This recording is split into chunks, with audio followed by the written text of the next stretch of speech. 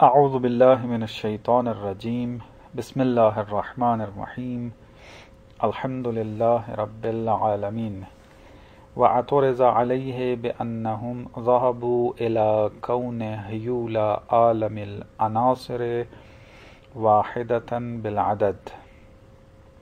بات ہماری چل رہی ہے چھٹے مرحلے میں اور اس کی 7ویں فصل میں، جس کا عنوان تھا کہ مادہ اور صورت دونوں ایک دوسرے کے محتاج ہیں۔ یہاں پر ہم نے بحث کی کہ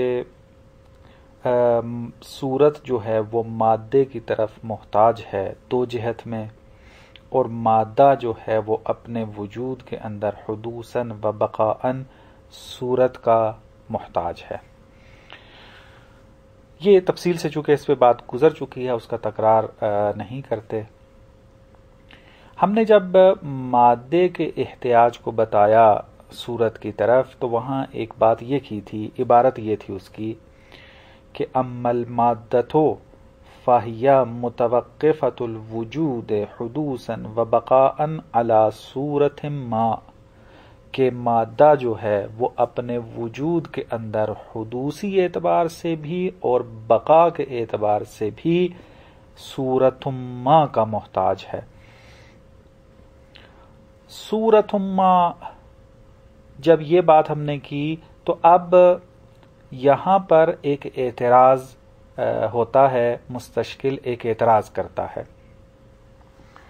اس اعتراض کو واضح کرنے کے لیے مقدمے کے طور پر واحد کی دو قسمیں بیان کرنی ہے تاکہ مطلب جو ہے وہ واضح ہو جائے۔ واحد کی مختلف اقسام ہیں، ان میں سے ایک قسم جو ہے وہ واحد بالعدد ہے۔ واحد بالعدد کو واحد بالخصوص بھی کہتے ہیں اور واحد شخصی بھی کہتے ہیں، یعنی ایک شخص خاص وہ واحد بالعدد ہے۔ جیسے آپ ایک چیز ایک عدد کو لیں، اس کے ساتھ ایک اور عدد کو لگا دیں، تو اب یہ جو ایک عدد ہے یہ واحد بالشخص ہے، اور دوسرے عدد کے ساتھ جب ملے گا تو دو ہو جائے گا۔ تو اپنے وجود کے اندر وہ چیز کیا ہے؟ واحد بالعدد ہے، واحد بالخصوص ہے، شخصی وحدت، یعنی شخص، مخصوص شخص جو ہے یہ واحد شخصی کہلاتی ہے۔ اور اس کے مقابل میں ایک وحدت ہے واحد بالعموم۔ واحد بالعموم جو ہے یہ مفہوم کے اعتبار سے واحد ہے۔ مثلا ہم اگر انسان کے مفہوم کو مد نظر رکھیں تو یہ انسان واحد ہے مفاہیم کے عالم میں، کیونکہ ہمارے پاس بہت سارے مفاہیم ہیں۔ ہمارے پاس کرسی کا مفہوم ہے، ہمارے پاس میز کا مفہوم ہے، ہمارے پاس درخت کا مفہوم ہے۔ ان میں سے ایک کیا ہے مفہوم؟ ہمارے پاس انسان کا مفہوم ہے، تو یہ واحد ہے۔ لیکن اس کو واحد بالعموم کیوں کہتے ہیں؟ اس کی وجہ یہ ہے کہ یہ جو مفہوم انسان ہے یہ متعدد افراد پر صدق کرنے کی صلاحیت رکھتا ہے، یعنی آپ زید، عمر، بکر، خالد، ان سب کے اوپر انسان ہونے کو صدق کر سکتے ہیں، انسان کہہ سکتے ہیں اس کو۔ بس کا مطلب ہے کہ یہ مفہوم چونکہ متعدد افراد رکھتا ہے، اس پر صدق کرتا ہے، اس اعتبار سے کیا ہے یہ کلی کہلاتا ہے، اور اس کی وحدت کو واحد بالعموم کہا جاتا ہے۔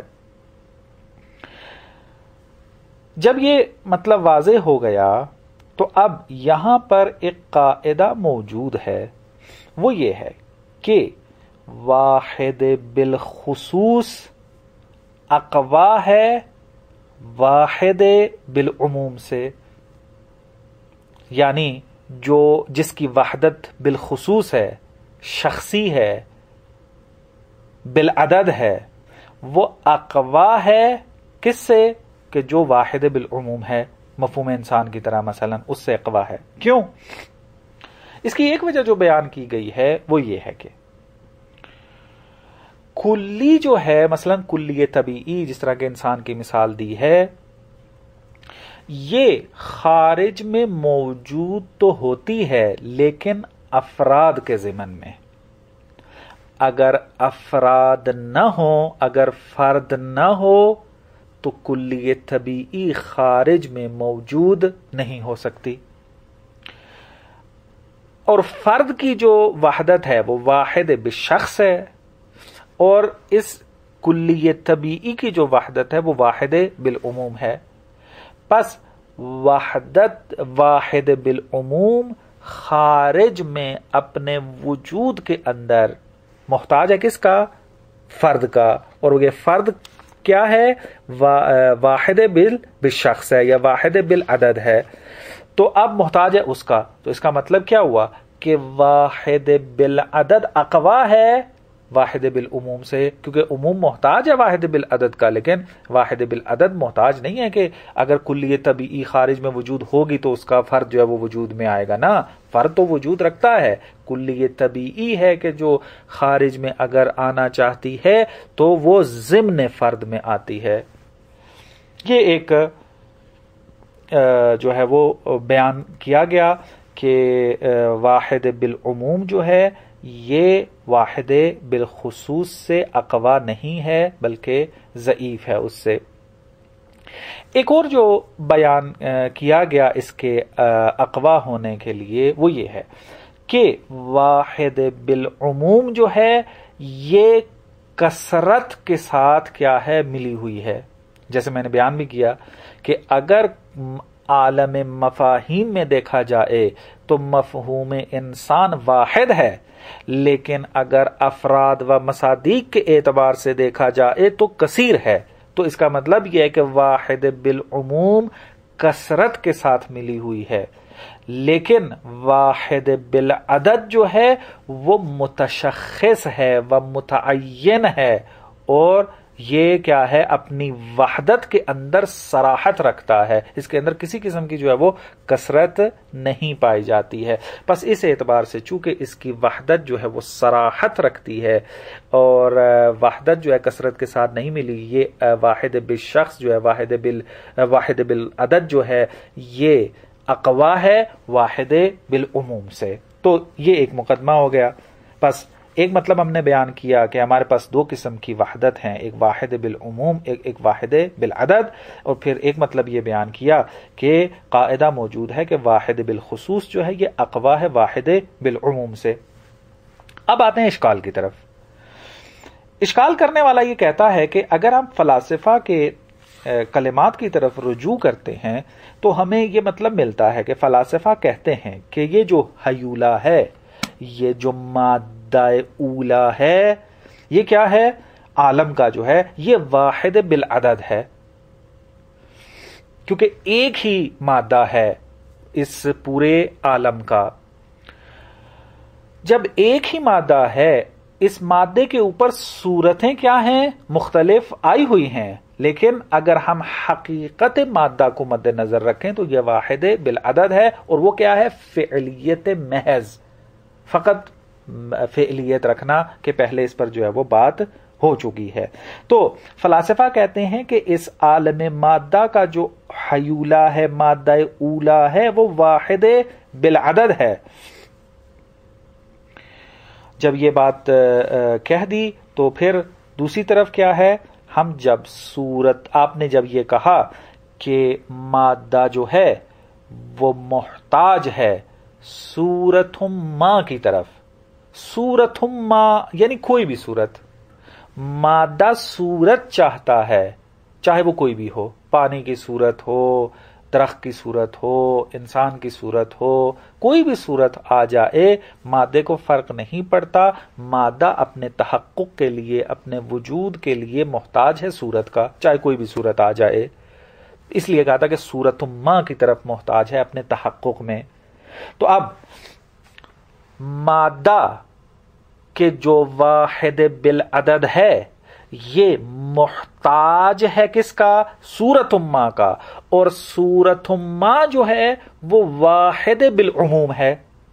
کیوں واحد بالعموم ہے؟ کیونکہ صورت ما، کوئی بھی صورت، یہ کیا معنی دے رہی ہے؟ کوئی بھی صورت یعنی بہت ساری صورتیں ہو سکتی ہیں. پس مفہومی اعتبار سے وہ واحد ہے. صورت کا مفہوم عالم مفاہیم میں ایک مفہوم صورت کا ہے، پس اس اعتبار سے واحد ہے. لیکن اپنے افراد کے اعتبار سے یہ صورت کیا ہے؟ متعدد ہے. صورت پانی، صورت میز، صورت جو انسان، صورت حیوان، یہ اتنی صورتیں موجود ہیں. پس مفہوم انسان کی طرح ہے صورت امہ کہ واحد بالعموم ہے. پس صورت امہ واحد بالعموم، مادہ اولا واحد بالعدد. اب ہم نے جو پچھلے درس میں مطلب جو ہے وہ ثابت کیا تھا وہ یہ کیا تھا کہ مادہ اولا، مادہ جو ہے یہ اپنے وجود میں آنے کے لیے، تحقق کے لیے، تشخص کے لیے کیا ہے؟ محتاج ہے صورت امہ کا.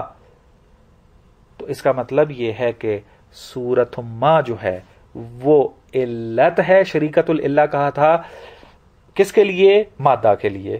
تو اب علت کیا ہوتی ہے؟ اقوا ہوتی ہے اپنے معلول پر.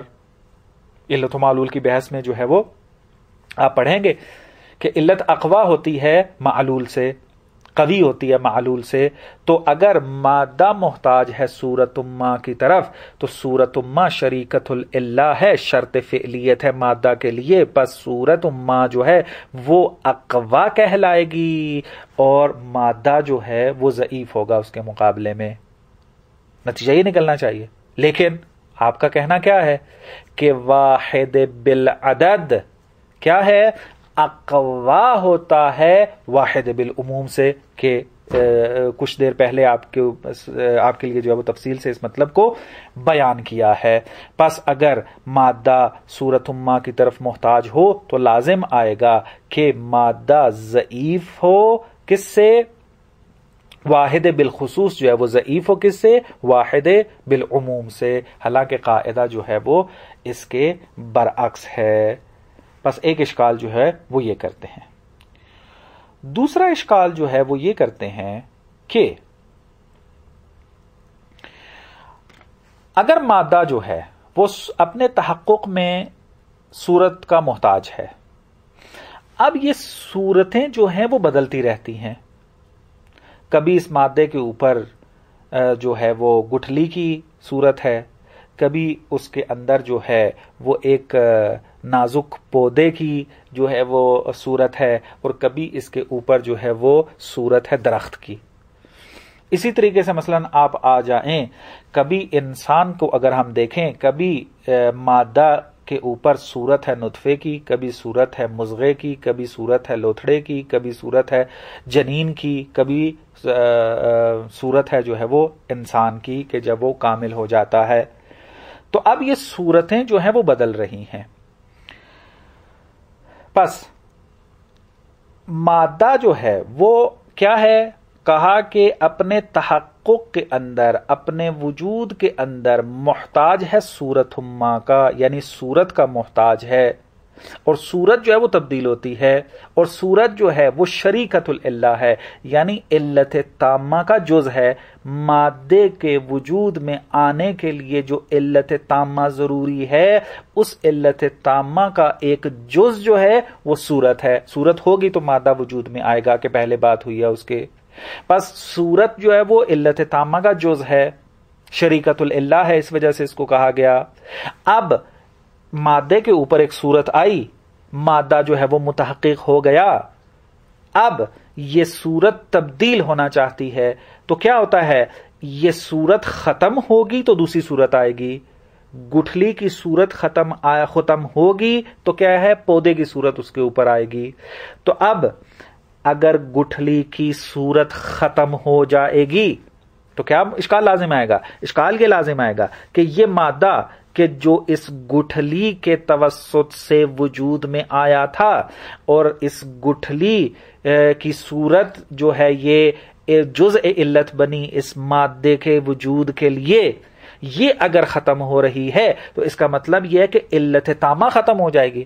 کیونکہ علت تام تب ہوتی ہے کہ جب اس کے تمام اجزاء وجود میں آ جائیں.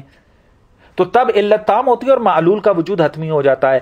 اگر اس میں سے ایک جز بھی ختم ہو جائے تو علت ناقص ہو جاتی ہے، اور جیسے ہی علت ناقص ہوگی اس کا معلول جو ہے وہ معدوم ہو جائے گا. جیسے کہتے ہیں المرکبو ینتفی بانتفاء جزء، مرکب جو ہے وہ منتفی ہو جاتا ہے کہ اگر کیا ہے اس کی ایک جز جو ہے وہ ختم ہو جائے، تو یعنی وہ پورا جو ایک ڈھانچہ بنا ہوتا ہے مرکب کا، جو صورت اس کے اندر ہوتی ہے وہ کیا ہو جاتا ہے، ختم ہو جاتا ہے. اگر علت تامہ اجزا رکھتی ہے تو اس کا اگر ایک جز بھی ختم ہو جائے تو کیا ہے، علت تامہ جو ہے وہ علت تامہ ہونے سے ختم ہو جاتی ہے، علت ناقص بن جاتی ہے، اور معلول کا وجود جو ہے وہ ختم ہو جاتا ہے. چونکہ معلول کا وجود خارج میں تب ہوتا ہے کہ جب علت تام ہو جاتی ہے. تو اب اگر یہ صورت ختم ہو کر دوسری صورت آنا چاہتی ہے تو یہ جو گٹھلی کی صورت تھی یہ ختم ہوئی، تو اس کا مطلب یہ ہے کہ پودے کی صورت کے آنے سے پہلے مادہ ختم ہو جائے گا. کیوں؟ کیونکہ مادہ معلول تھا اس صورت کا، اور یہ صورت جو ہے وہ جزء العلہ تھی اس کی. جب یہ صورت چلے گی تو مادہ جو ہے وہ ختم ہو جائے گا، مادہ جو ہے وہ نابود ہو جائے گا، باطل ہو جائے گا. تو یہ کیا ہے، اگر آپس نتیجہ اشکال کرنے والا اشکال یہ کرتا ہے کہ اگر آپ یہ کہتے ہیں کہ صورت جو ہے وہ وجود مادہ کے لیے شریک العلہ ہے، جزء علت تامہ ہے، تو اس کا لازمہ یہ ہوگا کہ آپ مادے کی نفی کر رہے ہیں، مادہ نفی ہو جائے گا. تو یہ دو اشکال جو ہیں یہاں پر بیان کرتے ہیں. جناب علامہ یہاں پر ایک جواب دیتے ہیں، اور یہ جواب جو ہے وہ دونوں اشکال کو برطرف کر دیتا ہے. علامہ فرماتے ہیں کہ یہ بات آپ ذہن میں رکھیں کہ صورتوں کے تبدیل ہونے میں جو ہمارا مبنا ہے وہ کون و فساد کا نہیں ہے بلکہ حرکت جوہری کا ہے. کون و فساد کیا ہے؟ یہاں پر تبدیلی جو ہے وہ دفعی ہوتی ہے، یعنی ایک دم سے آنی ہوتی ہے، لیکن حرکت کے اندر جو تغییر ہوتی ہے، تبدیلی ہوتی ہے، وہ تدریجی پائی جاتی ہے. کون و فساد، مثلا آپ یوں کہ کون و فساد میں کیا ہوتا ہے، ایک چیز ختم ہوتی ہے دوسری چیز آتی ہے. یہ نظریہ جو تھا وہ مشائیوں کا تھا کہ جو حرکت جوہری کے قائل نہیں تھے، وہ کون و فساد کے قائل تھے. مثال یہ دیتے تھے کہ مثلا جب آپ پانی کو آگ کے اوپر رکھتے ہیں اور وہ 100 سینٹی گریڈ تک جب پہنچتا ہے تو ایک دفعہ ہی سے پانی جو ہے وہ بخار میں تبدیل ہو جاتا ہے، کون و فساد پایا جاتا ہے. یعنی یہاں پر مادہ جو ہے وہ پانی کی صورت کو چھوڑ دیتا ہے اور اس کے اوپر بخار کی صورت آ جاتی ہے، اور یہ دفعی ہے، آنی ہے، اچانک ہے، تدریجی نہیں ہے کہ آہستہ آہستہ یہ عمل جو ہے یہ پروسیس چلے. تو علامہ فرماتے ہیں کہ ہمارا جو نظریہ ہے کہ مادے کے اوپر جو صور تبدیل ہوتی ہیں، جیسا کہ میں نے مثال دیا گٹھلی سے لے کر تناور درخت تک جتنی بھی صورتیں آتی ہیں، یہ صورتیں جو تبدیل ہو رہی ہیں یہ کون اور فساد کے روح سے نہیں ہو رہی ہیں کہ ایک ختم دوسرے آ رہی ہے، دوسری ختم تیسری آ رہی ہے، اس طریقے سے نہیں ہے، بلکہ ان کا جو تبدیل ہونا ہے وہ حرکت کی بنیاد پر ہے اور حرکت جوہری کی بنیاد کے اوپر ہے. یعنی یہاں پر حقیقت کے اندر متعدد صورتیں نہیں پائی جاتی، بلکہ ابتدا سے لے کر انتہا تک ایک ہی صورت پائی جاتی ہے. یعنی گٹھلی سے لے کر تناور درخت تک جتنی بھی تبدیلیاں آئی ہیں یہ ایک ہی صورت ہے کہ مادہ جو ہے اپنے اندر یہ جو ہے اس صورت کے اندر جو ہے وہ حرکت کر رہا ہے. یعنی حرکت جوہری اس کو کہا جاتا ہے کہ بعد میں آپ پڑھیں گے جا کر حرکت جوہری کی حقیقت کو جب اس کا مرحلہ وہاں پر آئے گا. پس علامہ فرماتے ہیں کہ یہ تبدل جو ہے صور کا تبدیل ہونا یہ کون و فساد کی بنیاد پر نہیں ہے بلکہ حرکت جوہری کی بنیاد پر ہے. یہاں پر ایک صورت ختم ہو کر دوسری صورت نہیں آتی بلکہ ایک ہی صورت ہے کہ جو تدریجن جو ہے وہ حرکت کر رہی ہے. نطفے سے لے کر انسان کامل تک یعنی کامل انسان بننے تک جتنی بھی صور آپ کو صور لگ رہی ہیں وہ صور نہیں ہیں، صورتیں نہیں ہیں، بلکہ ایک ہی صورت ہے کہ جو تدریجن اپنی جو ہے وہ حرکت کو انجام دے رہی ہے. اس کو کہتے ہیں کہ یہ موجود ہے واحد وجود کے ساتھ اور سیال ہے.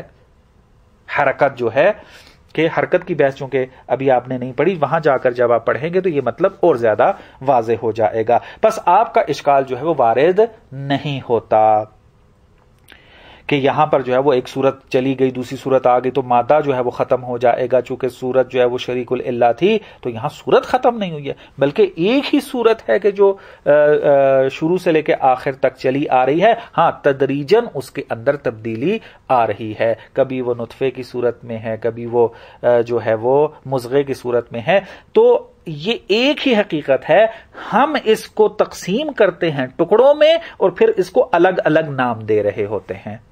یعنی اس کی جو تقسیم ہے یہ تقسیم آپ اپنے ذہن میں انجام دیتے ہیں. خارج میں ایک ہی وجود ہے کہ جو متصل ہے اور چلا جا رہا ہے سیال حالت میں، حرکت جوہری کی صورت میں، نہ کہ یہاں پر متعدد صور آ رہی ہیں. ہاں ہمارا ذہن کیا کرتا ہے، ان کے اندر جو ہے وہ کٹ لگا دیتا ہے اور ہر حد سے ایک صورت کو انتزاع کر لیتا ہے. مثلا ایک حد نطفے کی تھی، وہاں سے نطفہ انتزاع کیا اور پھر اس کے بعد مضغے کی حالت آئی، وہاں سے مضغہ جو ہے وہ انتزاع کیا اور ایک اس کو صورت کا نام دیا اور اس طریقے سے آگے گٹھلی، گٹھلی کے بعد پودا، پودے کے بعد تناور درخت. مثلا یہ انسان کا ذہن جو ہے یہ حد جو ہے وہ دیکھ رہا ہوتا ہے اس حرکت سے اور پھر اس کو مختلف جو ہے وہ نام دے رہا ہوتا ہے اور ہم یہ سمجھ رہے ہوتے ہیں کہ یہ متعدد صور ہیں، مختلف صورتیں ہیں. یہ مختلف صورتیں نہیں ہیں. عبارت دیکھیں،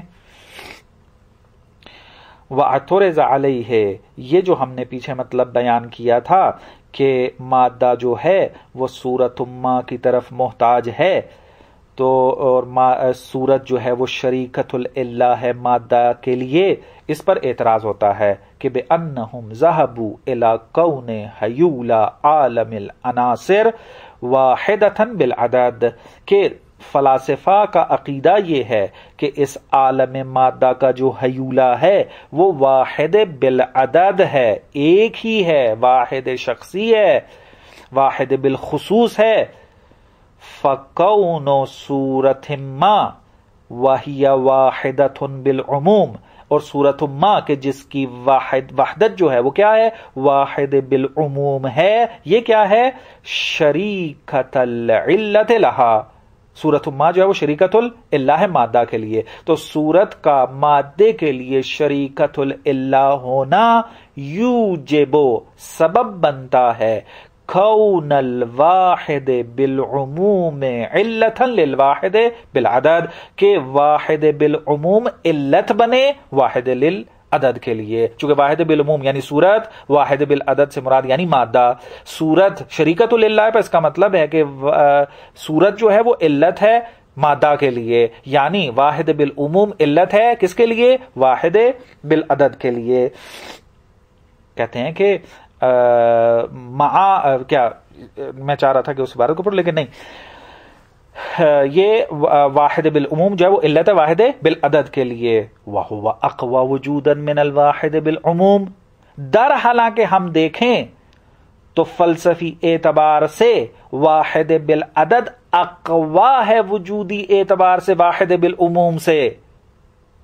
تو کیسے ہو سکتا ہے کہ اقوا جو ہے وہ معلول بنے اور جو ضعیف ہے وہ علت بن جائے؟ یہ کیسے ہو سکتا ہے؟ مع ان العلت یجب ان تکون اقوى من معلولها، حالانکہ قاعدہ علت و معلول کے اندر یہ پایا جاتا ہے کہ علت جو ہے وہ ضروری ہے کہ اپنے معلول سے اقوا ہونی چاہیے، اور یہاں تو ایسا نہیں ہو رہا. بس یہ ایک اعتراض تھا.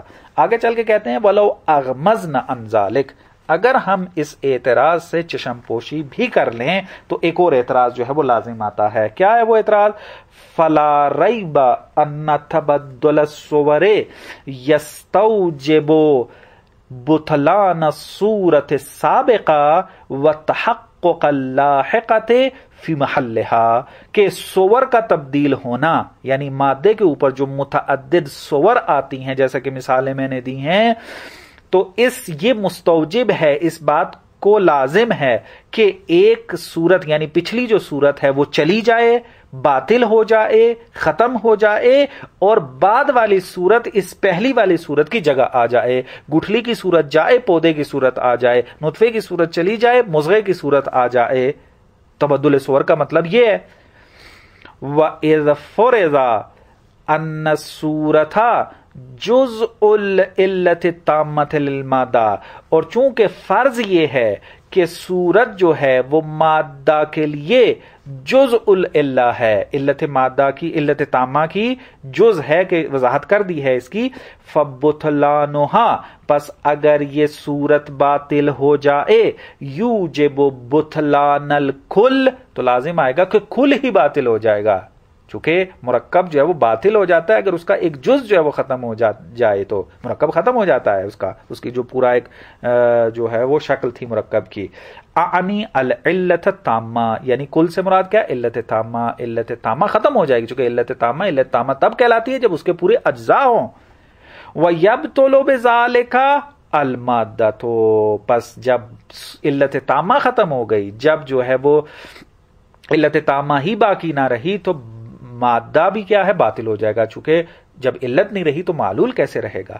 فَأَخْذُ صُورَةٍ مَا شَرِيكَةَ الْعِلَّةِ لِوُجُودِ الْمَادَّةِ، پس اگر ہم یہ اخذ کریں کہ صورت ما جو ہے وہ مادہ کے وجود کے لیے شریکت العلہ ہے، تو یہ کیا ہے؟ یؤدی الی نفی المادہ، تو یہ ہمیں پہنچا دے گی کس تک؟ کہ مادے کی نفی کر دیں. یعنی جیسے ہی جو ہے وہ صورت ختم، مادہ بھی ختم، تو یہ مادے کی نفی لازم آئے گی. والجواب، علامہ جو ہے وہ یہاں جواب دیتے ہیں، فرماتے ہیں کہ انہو سیأتی فی مرحلۃ القوۃ والفعل، مرحلہ قوہ فعل کے اندر، جو کہ 10ویں مرحلے کی 11ویں فاصل کے اندر جو ہے وہ یہ مطلب آئے گا قوہ فعل کے اندر کہ ان تبدل الصور فی الجواہر المادیۃ لیس بالکون والفساد، کہ صور کا جو تبدیل ہونا ہے، تبدل جو ہے، اور یہ صور کا جو تبدیل ہونا جواہر مادیہ میں، یہ کون و فساد کی بنیاد پر نہیں ہے. وَبُطْلَانِ صُورَةٍ وَحُدُوثٍ أُخْرَى، اور حدوث اخرى، اور اس بنیاد پر نہیں ہے کہ ایک صورت باطل ہو جائے اور دوسری اس کی جگہ پر آ جائے. بل الصور المتبدلۃ موجودۃ بوجود واحد، بلکہ صور متبدلہ جو ہیں وہ کیا ہیں؟ موجود ہیں ایک ہی وجود کے ساتھ، سیال ان کے جو حرکت میں ہے. یتحرک الجوہر المادی فی ہے، اور اسی وجود واحد کے اندر جوہر مادی جو ہے وہ حرکت کر رہا ہے، یعنی حرکت جوہری کر رہا ہے اس کے اندر. وکل واحد منہا حد من حدود هذه الحرکت الجوہریہ، اور یہ جو حرکت ہے، حرکت جوہری، اس صور کی جو حرکت ہے، ان میں سے معذرت چاہتا ہوں میں اس عبارت کو اس طریقے سے پڑھوں گا. وَكُلُّ وَاحِدٍ مِّنْهَا حَدٌّ مِّنْ حُدُودِ هَذِهِ الْحَرَكَةِ الْجَوْهَرِيَّةِ فَهِيَ مَوْجُودَةٌ مُتَّصِلَةٌ وَاحِدَةٌ بِالْخُصُوص. تو کہتے ہیں یہ جو ان صور میں سے ہر ایک ہے، اس کی ایک حرکت جوہری کی ایک حد ہے، حدود میں سے ایک حد ہے، یعنی یہ جو صورتیں ہیں مختلف ہم بنا رہے ہیں، یہ کیا ہیں؟ یہ حرکت جوہری کی حدود میں سے ایک حد ہے. نطفے سے لے کر کامل انسان بننے تک، یہ جو ہم کہتے ہیں کہ ایک نطفے کی صورت، ایک مضغے کی صورت، ایک فلانی صورت، یہ جو صورتیں ہم بنا رہے ہیں، یہ کیا ہے؟ حرکت جوہری کی ایک حد ہے. اس حد کو ہم ایک نام دے دیتے ہیں صورت کا. وَإِلَّا ہے کیا یہ؟ فَهِيَ، اصل میں یہ ہے موجودتن متصلتن واحدتن بالخصوص. حقیقت میں یہ کیا ہے؟ ایک ہی وجود ہے، متصل ہے اور واحد بالخصوص ہے. و ان کانت وحدتن مبہمتن، اگرچہ اس صورت کی جو وحدت ہے وہ مبہمہ ہے۔ یہاں مبہمہ سے کیا مراد ہے؟ یعنی سیال ہے، حرکت کے اندر پائی جاتے، جب حرکت میں ہے تو اس کی جو یہ وحدت ہے یہ وحدت مبہمہ کہلائے گی۔ تناسب ابہام ذات المادہ التی ہی قوت محضا، اور یہ جو صورت کی جو وحدت مبہمہ ہے یہ تناسب رکھتی ہے ذات مادہ کے ابہام کے ساتھ، جو کہ مادہ کیا ہے؟ قوت محض ہے، بس کوئی مشکل پیش نہیں آتی اور دونوں اشکال جو ہیں وہ برطرف ہو جاتے ہیں۔ تو فرماتے ہیں یہ جو ہم نے کہا تھا وقولنا کہ ان صورت ما واحدۃ بالعموم یا واحدۃ بالعموم شریکۃ العلۃ للمادہ، کہ یہ جو ہم نے کہا تھا کہ صورت ما واحد بالعموم جو ہے یہ مادے کے لیے شریکۃ العلہ ہے، یہ جو ہم نے کہا تھا انما ہوا باعتبار ما یطرأ علیہا، یہ اس اعتبار سے تھا کہ جو اس پر طاری ہو رہا تھا مادے کے اوپر، کیا تھا مادے کے اوپر طاری ہو رہا تھا؟ من الکثرت بالانقسام، کثرت طاری ہو رہی تھی، اور ایک کثرت جو تھی بالانقسام تھی، یعنی انسان کا ذہن اس کو تقسیم کر رہا تھا، یعنی آپ بیج سے لے کر زمین میں بونے کے بعد سے لے کر تناور درخت تک، نطفے سے لے کر کامل انسان تک، یہ جتنا بھی مادہ حرکت جوہری کر رہا تھا اور اس کے اوپر جو صورت حرکت جوہری سے جو ہے وہ حرکت میں تھی، تو یہ کیا ہے؟ انسان کا ذہن اس کو جو ہے وہ حدوں میں تقسیم کر رہا تھا اور ایک کثرت بالانقسام اس کے اوپر آ رہی تھی، تو اس وجہ سے ہم اس کو کہہ رہے تھے صورت ما، کوئی بھی صورت آ جائے، چاہے وہ نطفے کی صورت ہو، چاہے مضغے کی صورت ہو، چاہے کوئی اور صورت ہو، تو اس اعتبار سے یہ جو انقسام ہمارے ذہن نے بنائی تھی، قسمت کی تھی اس کی، اور اس کو کثیر بنا دیا تھا ہمارے ذہن نے، اس قسمت کو مد نظر رکھتے ہوئے، اس تقسیم کو مد نظر رکھتے ہوئے ہم نے صورت ما کی تعبیر استعمال کی تھی، کہا تھا یہ صورت ما جو ہے وہ شریکت العلہ ہے، وإلا اگر ہم خارج میں دیکھیں تو صورت ما نہیں ہے، بلکہ ایک ہی صورت ہے ابتدا سے انتہا تک، کہ جو حرکت جوہری کے ساتھ جو ہے وہ سیال ہے، اور ایک ہی ہے، اور مدارج جو ہے اور مراحل حرکت جو ہے وہ طے کر رہی ہے، بس یہ اشکال وارد نہیں ہوتا۔ یہ فصل جو ہے وہ ختم ہو جاتی ہے، اس کے بعد 8ویں فصل ہے کہ انشاءاللہ اس کو بعد میں دیکھیں گے۔ وصلی اللہ علی محمد وآل محمد۔